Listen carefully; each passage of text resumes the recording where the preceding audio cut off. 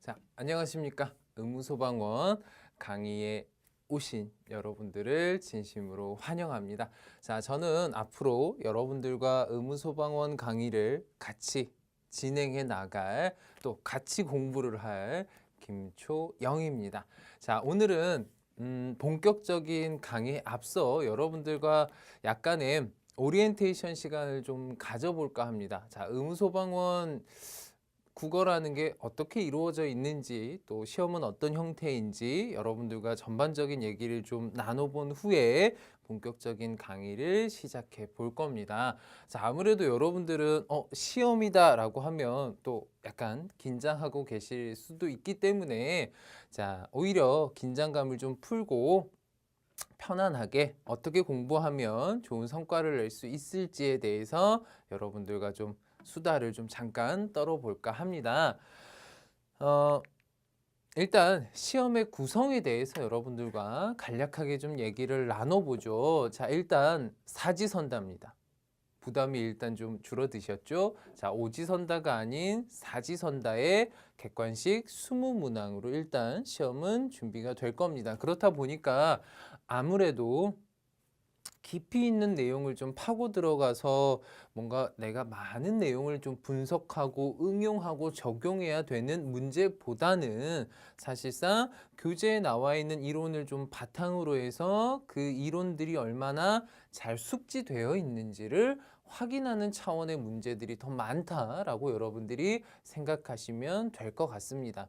자, 그렇기 때문에 부담이 좀 적네? 좀 그러면 좀 편하게 해도 되겠다라는 생각을 하실 수도 있는데, 사실상 암기가 잘 되어 있느냐 되어 있지 않느냐의 문제들이 오히려 더 까다로울 수 있다라는 거죠.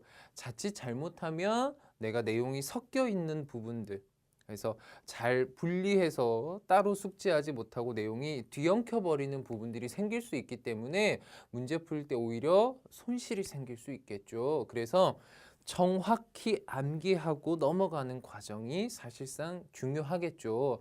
하지만 무턱대고 암기도 당연히 안 되겠죠. 그래서 어떻게 공부를 하는 것이 좀 효율적인가에 대해서 여러분들과 얘기를 좀 나눠볼 겁니다. 자, 일단 국어는 4가지 영역으로 이루어져 있습니다. 아마 여러분들이 학창 시절에 학교에서 배웠던 내용들과는 뭐 크게 차이 나지 않지 않을까라고 생각을 합니다. 자, 문학부터 어휘 영역까지 이렇게 4가지로 여러분들과 일단 진행이 좀 될 거라고 생각하시면 됩니다. 자, 일단 총 7단원으로 이루어져 있습니다. 자, 개념이 10강이고 문제풀이가 4강이 될 겁니다.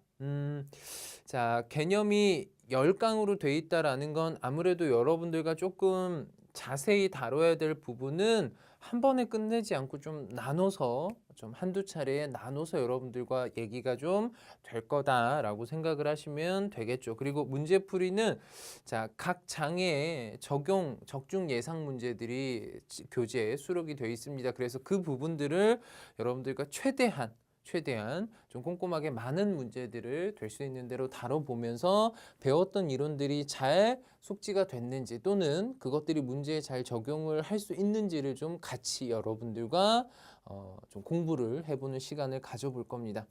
자, 1장은 문학론으로 구성이 되어 있고 2장은 문장 작법입니다. 그리고 바른 국어 생활, 자, 현대 문법, 그리고 고전 문법, 국문학사 한자와 한문으로 이루어져 있는데, 사실상 여러분들이 공부할 때 뭐 나는 단원별로 끊어서 내가 마음에 드는 단원 먼저 공부하고 넘어가고 뭐 그렇게 하지 뭐 라고 생각하실 수도 있지만, 사실상 이 단원들을 자세히 살펴보고 뜯어보면 다 유기적으로 연관이 돼 있다라는 점이죠. 그래서 사실상 바른 국어 생활, 현대 문법, 고전 문법 같은 경우는 어떻습니까, 여러분들? 사실상 큰 카테고리에선 그냥 문법으로 엮을 수 있는 부분이라는 거죠. 그래서 자, 문법이라는 게 어쨌든 언어는 역사성을 가지고 있기 때문에 100년 전, 200년 전의 국어의 문법과 지금의 문법은 다를 수밖에 없겠죠. 그래서 여러분들이 이 3단원을 공부를 하실 때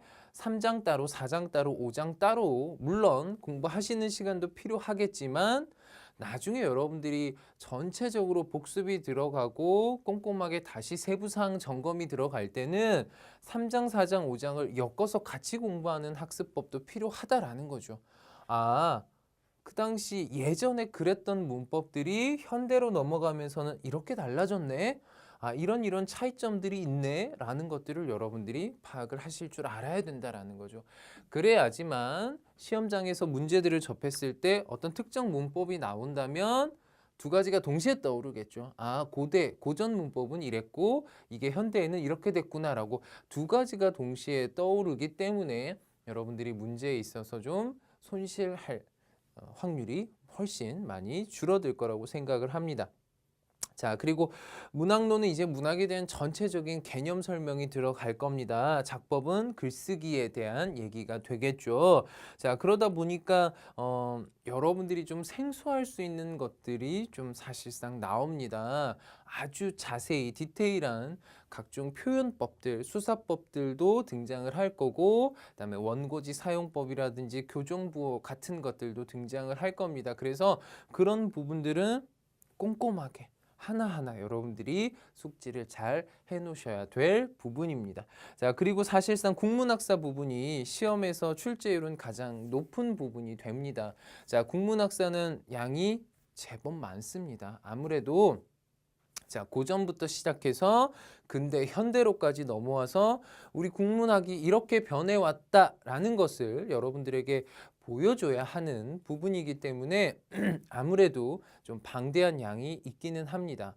하지만 또 해결 방법은 분명히 있죠. 그래서 국문학사에서 여러분들이 가장 중요한 포인트들을 흐름을 잡아서 공부를 하실 때 항상 시간의 흐름, 즉 역사의 흐름과 맞물려서 공부를 해야 한다라는 점이 사실상 중요하겠죠. 그래서 예를 들어 1919년, 1920년대 초반, 10년대 후반에는 3.1운동의 실패가 있었다라는 역사적 사실이 있죠. 근거가 있죠. 아, 그로 인해서 우리 문학의 어떤 전체적인 20년대의 분위기는 좀 가라앉았구나. 그런 가라앉은 분위기를 대변해서 이런 집단들과 단체들이 생겨나고 잡지들이 생겨났고 이런 우울한 내용들을 다뤘구나 라고 여러분들이 항상 시대적인 흐름, 역사적인 흐름과 같이 맞물려서 큰 줄거리를 정리를 하셔야 됩니다.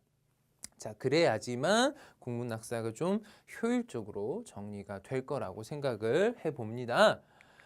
자, 넘어가서 이렇게 공부하자. 자, 개념편입니다. 자, 일단 개념 정리는 확실하게 돼야 되겠죠. 자, 한 70%만 공부하고 나는 문제를 풀면서 나머지를 체크할래는 좋지 않은 방법이라고 제가 비추드립니다.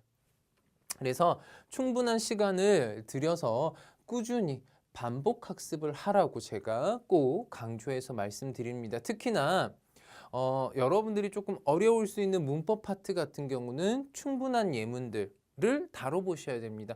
우리 교재에 예문들이 제법 많이 수록이 되어 있기 때문에 최소한 교재에 있는 예문들만이라도 여러분들이 꼼꼼히 다 살펴보시기를 제가 권장합니다. 그리고 비슷한 개념과 상반되는 개념은 같이 묶어서 공부를 하고 암기를 하자라는 거죠. 자, 무슨 말이냐? 자, 예를 들어서 우리가 국문학사를 공부를 하다 보니까 각종 문예 사조들이 많이 등장을 합니다. 그래서 같은 동시대 때 똑같은 문예 사조도 즉 비슷한 성격의 문예 사조도 있지만 그와 반대되는 성향의 문예 사조도 같이 등장을 한다라는 거죠. 그래서 그 시대 때는 이런 특징을 가진 또 반대되는 특징을 가진 문예 사조가 같이 등장을 했다. 그래서 흐름이 이렇게 달라졌다. 그래서 꼭 비슷한 개념과 상반되는 개념을 최대한 같이 묶어서 공부를 하시는 게 도움이 되고, 또 문학은 앞에서 강조드렸죠. 시대별 흐름을 먼저 꼭 기억을 하시고 이 작품이 그럼 어떤 시대의 특징을 또 그 시대의 어떤 부분을 반영하고 있는지를 찾아내시는 게 기억에 좀 오래가는 방법이 되겠죠. 자, 그리고 교재에 나와 있는 작품들을 최대한 꼼꼼하게 살펴보고 이론편에서 나온 이론들을 여러분들이 스스로 적용해보는 연습을 하셔야 되겠죠. 수사법을 배웠다면 이 시에는 이런 수사법이 직접적으로 쓰였네 라는 것들을 여러분들이 체크를 해보시면서 내가 잘 숙지가 돼 있는지 점검해 보실 수 있는 사항이 되겠죠. 자, 모든 암기는 충분히 개념을 살펴보고 정리한 후에 반복 학습을 통해서 해둘 것이라고 정리를 했습니다. 일단 교재를 한번 전체적으로 다 공부를 하신 후에 다시 한번 재복습이 또 들어가 줘야 되겠죠. 그렇게 들어갈 때 묶을 수 있는 부분은 묶어서 또 따로 볼 부분은 따로 보면서 여러분들이 복습이 들어가셔야 될 것 같다. 자, 그렇다면 이제 문제편은 어떻게 공부를 하면 좋습니까? 그냥 막연하게 풀고 채점하고 틀린 것만 고치면 되는 겁니까? 자, 일단 저는 항상 제 강의를 듣는 여러분들에게 첫 번째로 드리는 말씀은 문제는 틀려도 좋습니다. 틀려도 됩니다. 어차피 문제는 틀리라고 있는 거죠. 하지만 항상 문제는 풀고 난 후에 피드백이 중요한 것이다라는 거죠. 자, 피드백은 철저하게 하셔야 됩니다. 자, 무슨 말이냐? 답이 3번인데 난 4번을 골랐네. 3번이 왜 답이지? 아, 그렇구나 하고 넘어가는 건 반쪽짜리라는 거죠.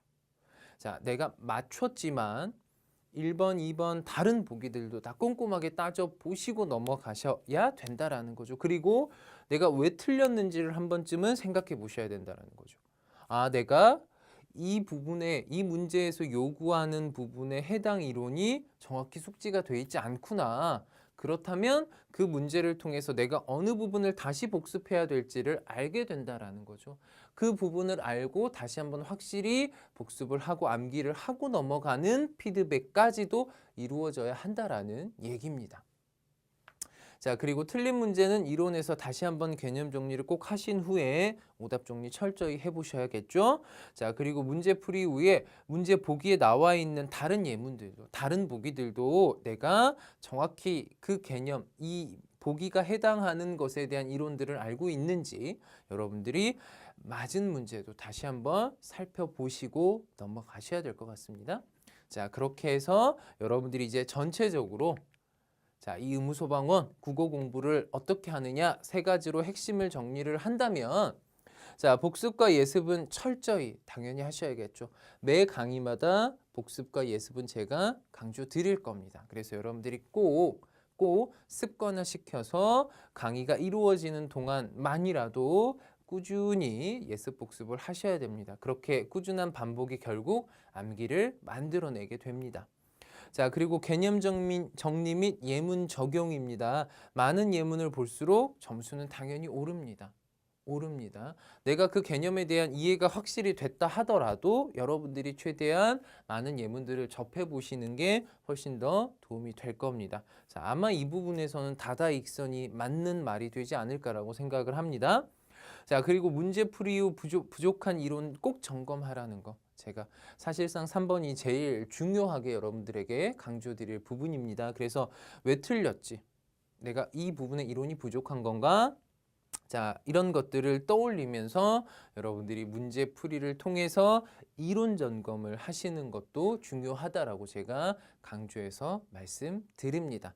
자, 그럼 이제 여러분들과 1강, 자, 제 1장부터 시작을 하게 될 겁니다. 자, 문학론도 여러분들이 교재를 보시면 아시겠지만 문학에 대해서 여러분들이 몰랐던 부분들에 아마 많이 알게 될 겁니다. 그래서 이 부분도 역시 모든 문학 장르가 다 언급이 되고 있기 때문에 사실상 양이 많을 수밖에 없겠죠. 자, 그래서 여러분들이 이 내용을 한 번쯤 미리 예습하시면서 내가 어렵다, 특히 이 부분은 잘 모르겠다 하시는 부분들은 한 번쯤 체크해 두시는 것도 도움이 되겠죠. 그리고 그 체크된 내용이 제가 강의해드리는 내용을 비교해 보면서 아, 이게 이래서 이렇게 됐던 거구나 라는 걸 알고 넘어가신다면 훨씬 더 강의가 좀 더 효율적이지 않을까라고 제가 미리 생각을 해봅니다. 그래서 자, 저를 믿고 강의가 이루어지는 동안 예습 복습 잘 하시고 잘 따라오신다면 아마 여러분들도 시험에서 최대한